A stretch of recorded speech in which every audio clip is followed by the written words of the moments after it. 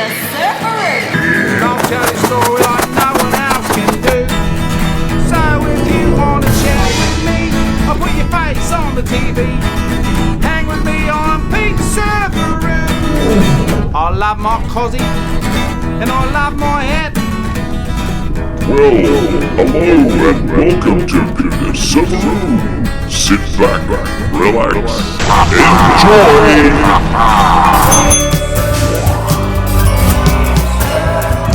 I'm here for a week to explore this big scenic rim region. Dr. Harry's going to show me around, Christelle's going to show me around too. We're going to see lots of stuff. I brought the Pete the Surfaroo boat, so we're going out to the Lake Mogra and Lake Maroon. Okay, and the other one, guys, you can't take a motorboat, which is called Warralong Dam. It's called Warralong Dam. Yep. You can Sounds good. actually kayak 20 kilometres.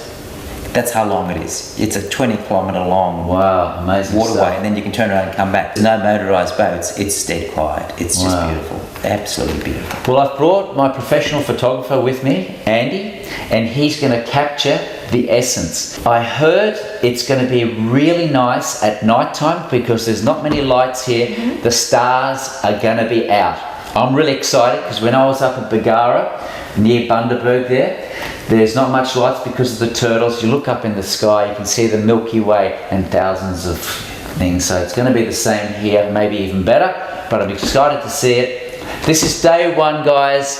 We've got a week of fun here at the old church at Milford. At Milford. And of Just course our outside friendly people that are going to look after you guys. And we'll see you shortly throughout this series, guys. Enjoy. Can't wait to show you around. Let's I'm go. excited. I'm excited. I'm excited too.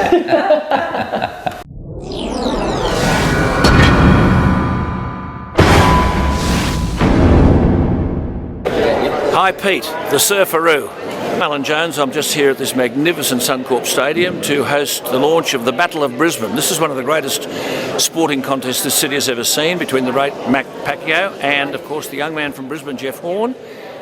Hey guys, and welcome back to Pete the Surfaroo. We've got the man here, Mr. Jeff Horn, 29 years old, school teacher, mate, ready to go. Few weeks away from the big one, Manny Pacquiao. How are you, mate? Good, how are you? Really, really good. It's a privilege to be in the ring with you here. Just tell me a bit about the journey up to this event. The journey so far, it's been a difficult one. It's been a long road, but I suppose it's been quick in a way as well. It's everything's happened so fast. It started off just at school. Ended up going to the gym for some self-defense, and turned into wanting to have my first fight. And that turned into wanting to go to the Olympics after that, after Glenn said he could get me there. And then 4 years after that, got to the Olympics. And here I am today, professional, 17 pro fights and fighting for the world title. Here he is, please welcome him.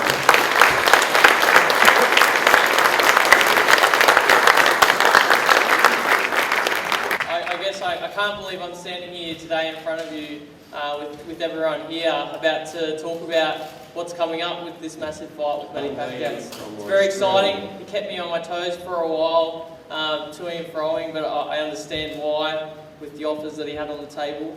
Well, I'm going to say it's going to be a great, exciting fight come July 2nd, and people say he's past it. I've been watching him for years. He's not past it. He's still a massive champion. He's world champion as well. He's done so much, but I'm hoping to steal that off him come July 2nd. So what kind of positive spin are you putting on this contest with this bloke here? Well, yeah, well, Come on, tell him. he's done so much in the past. He's fought a lot of champions. If he underestimates me, he's going to know about it, I guess, on July 2nd. It's going to be a very tough fight. And he's going to see that come July, especially if he hasn't trained hard for it. If he's taking me easy, yeah. What an ambassador, eh? He's one of us. Here he is. Come on. Just outstanding stuff. There he is. And I think Pacquiao might have bitten off a bit more than he can chew here, but we'll wait and see. But it's going to be a big event in July, and we're launching it here today. Hi Pete, see you at the gym. It should be a good fight. Now, a bit about school bullying, just for viewers out there, kids watching, and they're going, well, I've got school, I'm still getting bullied at school. What do you recommend for them? Just to stay strong, I guess. Try and ignore those people that are saying those things to you. I guess tell someone about it. Talking is always the best thing. Don't try and let it build up in yourself, and make sure you let people know. Now, you've had 17 fights, and out of those 17 fights, 10 of them were world title rated boxers. Now, that's pretty unbelievable, because no Australian boxer has done that. No, it hasn't been done for a long time. Usually guys are picking their fights and taking the easy road there, but it's certainly been a tough road to get to where I am today. Now, just briefly about the fight with Viktor Plotnikov.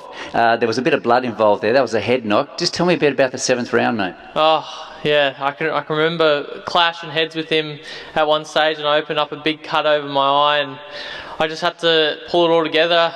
Went back to the pit crew in the corner, and they stitched me all up, and well, not stitched me up, but stopped the bleeding happening, and jumped back in there and ended up winning that fight. Now, you've got a style of boxing yourself. What do we call your style of boxing? Because you use both hands, mate. Yeah, I guess we like to call ourselves broken rhythm pressure fighting type of fighters. I do switch from southpaw and orthodox, so that's why people say I'm an awkward type of fighter to go up against. Mate, that's going to be a big one for Manny Pacquiao to watch out for, because he normally concentrates on one side of the body. Now, he's got 22 years of professional boxing, and you've just sprung up out of nowhere, mate, and done so well for yourself. How do you reckon you're going to go in this ring? I think I'm going to do very well. I think I've got the youth on my side for one. I know he's got the experience, and experience is a very, very big thing to have, but I've got a big heart, and I think I'm going to use that in there to get that win. Mate, sounds great. Now, we've got a lot of Australian boxers getting up there in the world. We've had the Costazoos, the Greens, we've got the Mundines, and we've got even the Cassidis, and they've done really well overseas. Now, mate, if you knock this big one, it's going to be a major big one here, done here in Brisbane. So it's great to bring the big act over here, Manny Pacquiao, and good luck with that, mate. Thank you very much. Cheers. We'll be watching you, mate, yeah. Wanna chat with me? Out here in the middle of the Scenic Rim, we've got some really beautiful, incredible, rugged mountains, but they're not for the inexperienced. We do have a whole range of tracks where you can go, and you'll find signposts and trailheads, and you won't get into trouble in general on those trails. However, if you are wanting to go bushwalking for the first time, it's really good to do some preparation. First, be honest about your capabilities. Secondly, see if you can get some friends to come with you so that you're not by yourself out there on the track. You'll need to take plenty of water. Make sure that you've got a warm jacket, especially out here, even in summer, late in the day it gets quite chilly. And then make sure that you have plenty of food. The last thing you want is to be hungry out on the trail. Once you've got those things organised, maybe think about your footwear and your clothing. You don't have to have anything particularly special, but a decent pair of shoes will really make you feel a lot more comfortable on loose and uneven terrain. A little backpack, big enough to carry your food and your water, and some extra clothing to keep you warm, a good shady hat, and some Bushman's insect repellent, because ticks are quite prevalent out here.